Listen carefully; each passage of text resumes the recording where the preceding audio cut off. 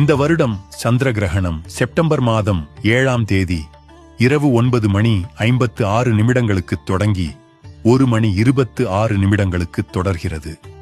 இவ்வாறு இந்த பூரண சந்திர கிரகணம் சுமார் 3:30 நேரத்துக்கு நீடிக்கிறது.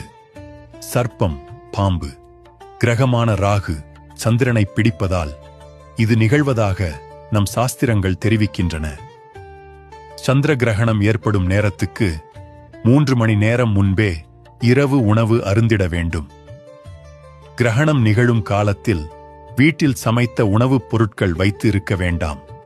மேலும் கிரகண நேரத்தின் போது வீட்டில் உள்ள ஜன்னல், கதவுகள் எல்லாவற்றையும் மூடி வைக்க வேண்டும். கிரகண நேரத்தில் குறிப்பாக கர்ப்பிணி பெண்கள் வெளியே வருவது கூடாது.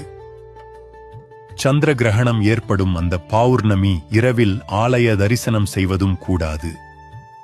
கிரகண தோஷம் நீங்க கிரகணம் முடிந்து அடுத்த நாள் அதிகாலை எழுந்தவுடன் அனைவரும் தலையில் தண்ணீர் ஊற்றி நீராட வேண்டும்.